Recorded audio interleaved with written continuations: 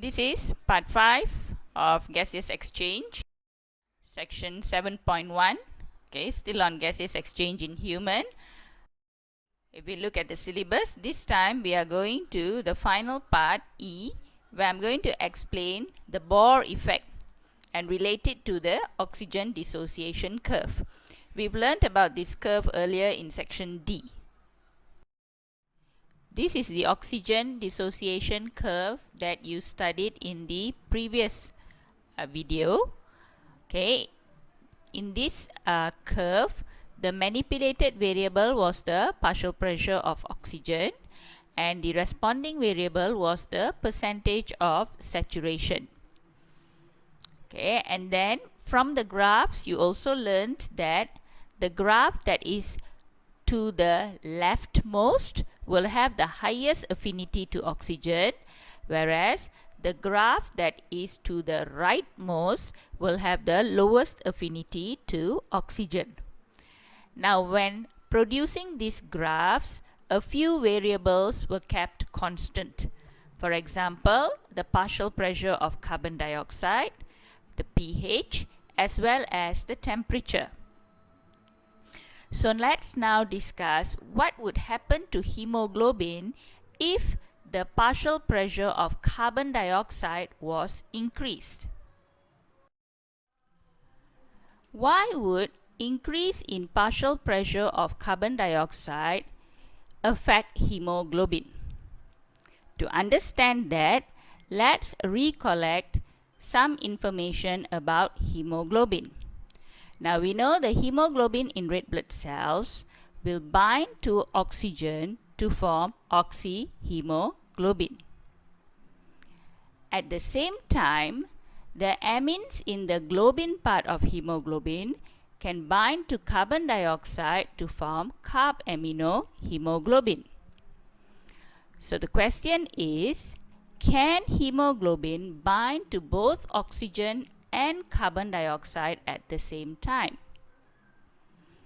It is found that once the carbon dioxide concentration starts to increase, hemoglobin actually loses affinity to oxygen. So Bohr's effect is going to explain why this happens. To prove that hemoglobin loses its affinity to oxygen when the partial pressure of carbon dioxide increases, a scientist by the name of Bohr carried out some experiments to plot the oxygen dissociation curve of an adult hemoglobin at different partial pressure of carbon dioxide. So when he used his data to plot a curve, he found that the curve shifts to the right as the partial pressure of carbon dioxide increases.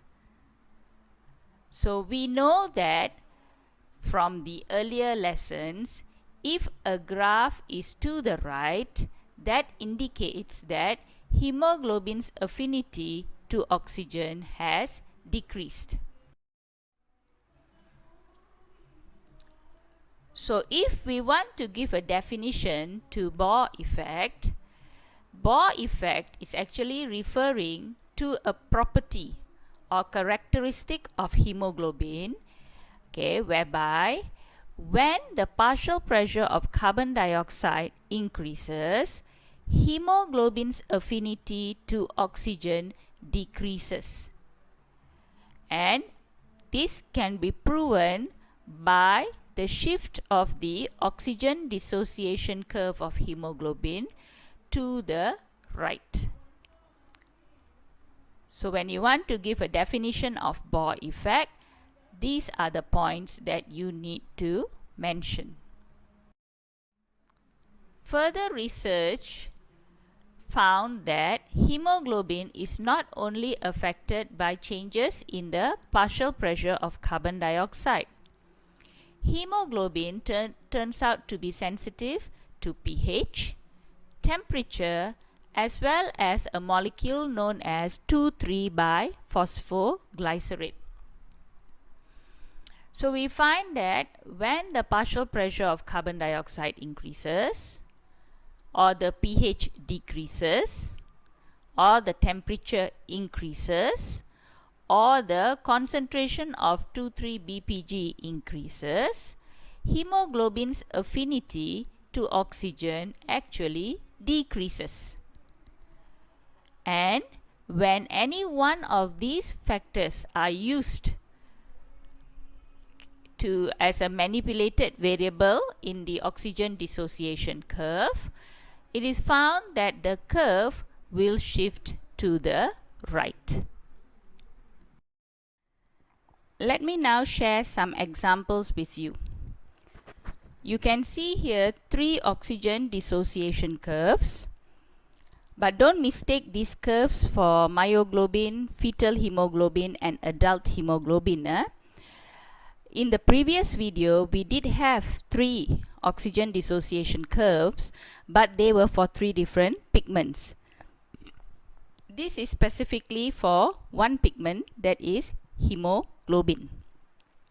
We have 3 curves because the experiments were carried out using 3 different partial pressure of carbon dioxide. Now let's say 0.03% is the normal partial pressure of carbon dioxide in blood. So when an experiment is carried out and the data is collected, a curve, that is this blue line curve, is formed and considered as the normal oxygen dissociation curve. But now, when the experiment is repeated using either a lower percentage or a higher percentage of carbon dioxide, the normal oxygen dissociation curve will either shift to the right or shift to the left. Now, based on Bohr's effect, we know that when the partial pressure of carbon dioxide is increasing, the oxygen dissociation curve will shift to the right. So, when the partial pressure of carbon dioxide is less than normal, the opposite will happen, that is, the oxygen dissociation curve will shift to the left. Now, to prove further that this shift actually reflects the affinity of hemoglobin, let's draw a line, say at 30 millimeters of millimeter mercury of oxygen. So we see that in a normal curve, this shows almost 60% saturation. But when the partial pressure of carbon dioxide was increased, you find that the saturation has dropped to about 25%. So this shows that hemoglobin has actually reduced its affinity to oxygen and more readily releasing oxygen to the tissues. In contrast, you see, when the partial pressure of carbon dioxide is lower than normal, the saturation goes as high as 80%, meaning that hemoglobin now has high affinity to oxygen and will not release oxygen to the tissues. Let me show you another example. Here you see the same graphs, only this time the factor that has been changed is pH.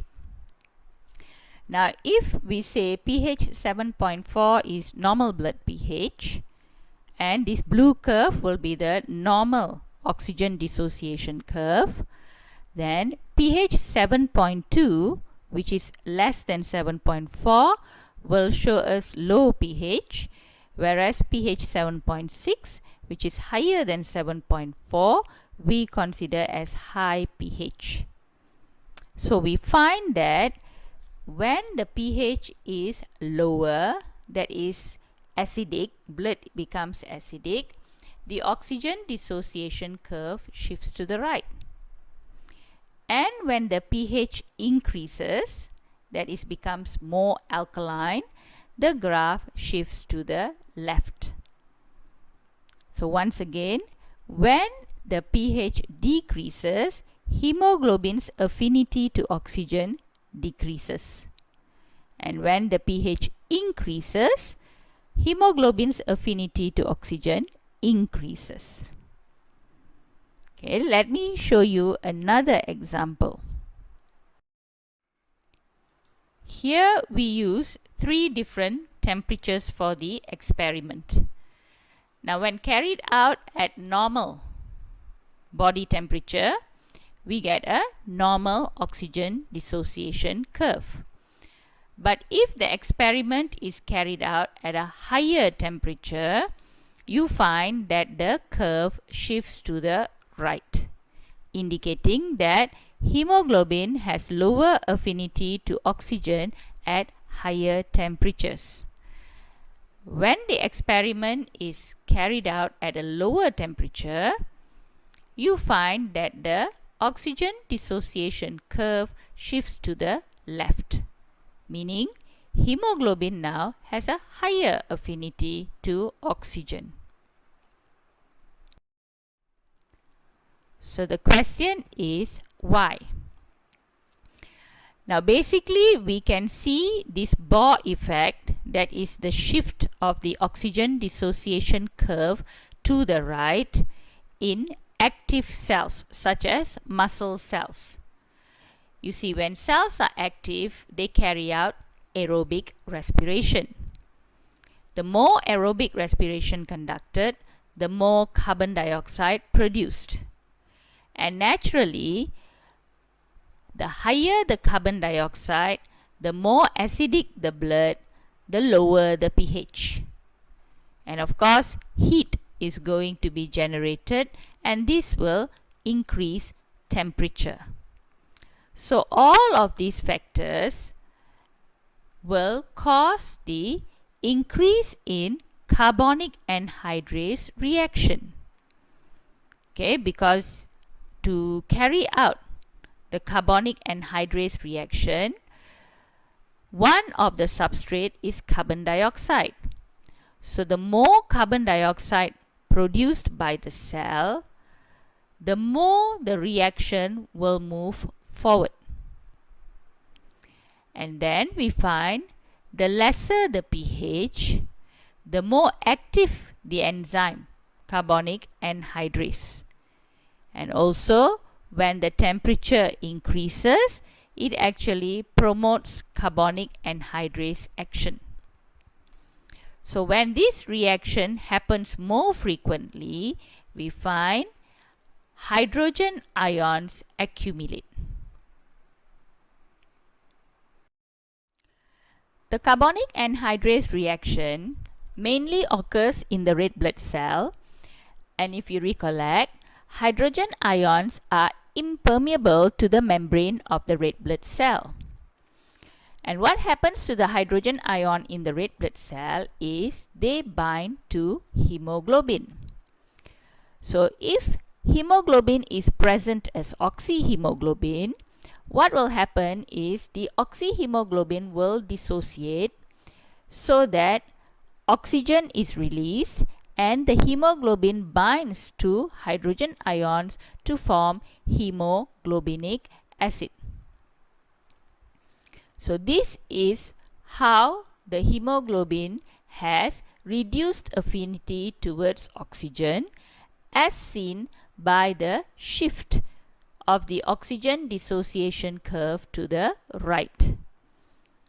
So if you see once again in this diagram, at 40 millimeters of mercury, originally hemoglobin was about 75% saturation.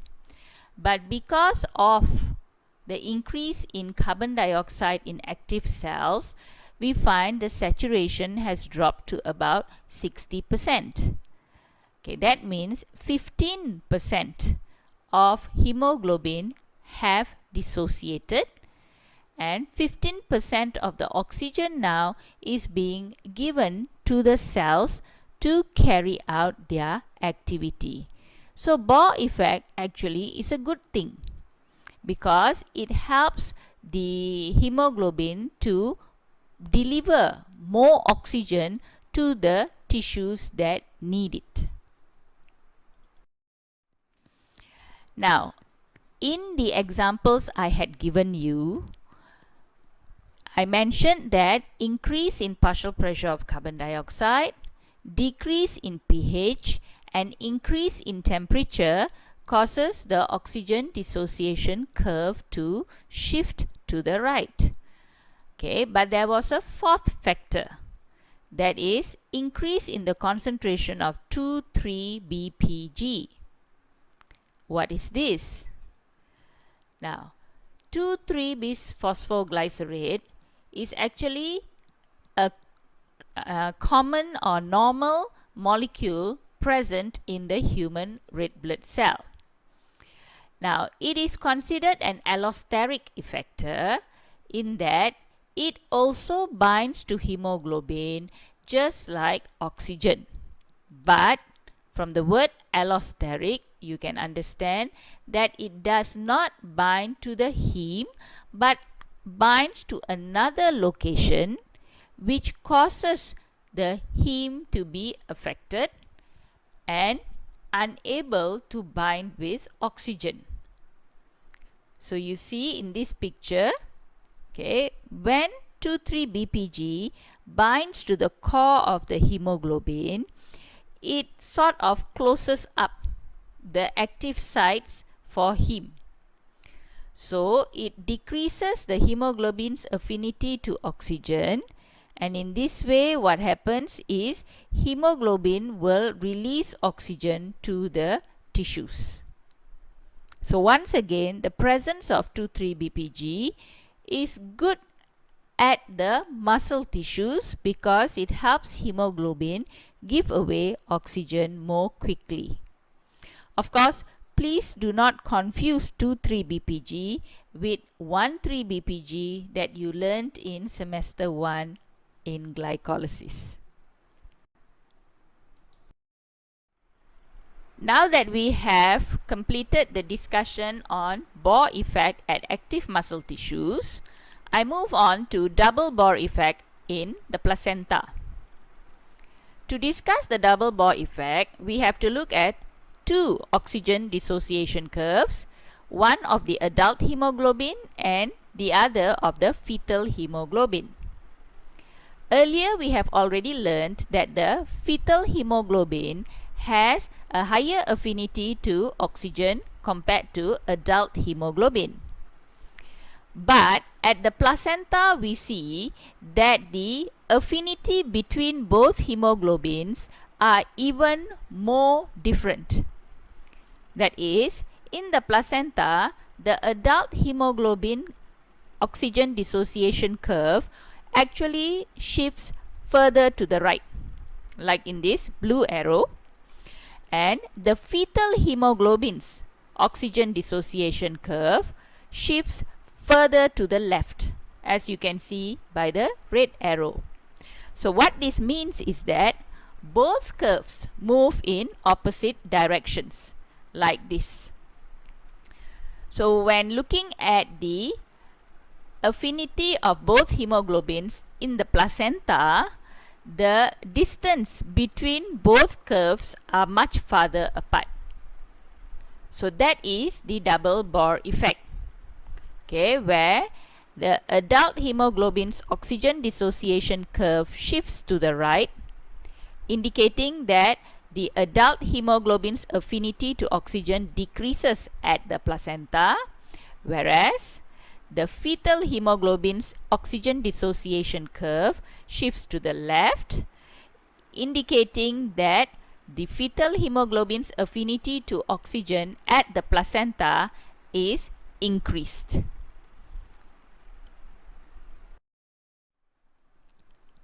Okay, this is the fetus, and the fetal circulatory system is in the umbilical cord, and this is the placenta where the mother's circulatory system is located.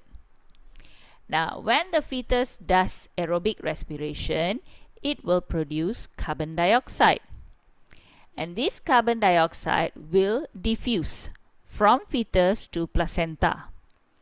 When that happens, the fetus will have low partial pressure of carbon dioxide, and the placenta will have high partial pressure of carbon dioxide. So we see what happens to the adult hemoglobin in the placenta when the partial pressure of carbon dioxide increases, and what happens to the fetal hemoglobin in the fetus when the partial pressure of carbon dioxide decreases. Now at the placenta, when the partial pressure of carbon dioxide increases due to Bohr effect, the adult hemoglobin will have reduced affinity to oxygen and the curve will shift to the right. So what this means is that there will be an increased diffusion of oxygen from the maternal blood in the placenta to the fetal blood. And this is good. That means the fetus can get oxygen very quickly from the placenta. Now at the fetus, we find the partial pressure of carbon dioxide would have decreased. And we find the opposite of Bohr effect occurs, where the fetal hemoglobin will have increased affinity to oxygen, as seen by the shift of the oxygen dissociation curve to the left. So what happens now? There is an increased diffusion of oxygen from maternal blood to fetal blood, because now the fetal hemoglobin will bind very quickly to the oxygen from the placenta. So the double Bohr effect helps the fetus obtain a continuous supply of oxygen from the mother. So with that, we have completed 7.1 gaseous exchange in humans. So in my video, I will be talking about 7.2 breathing cycle. So until I see you again, goodbye and have a nice day.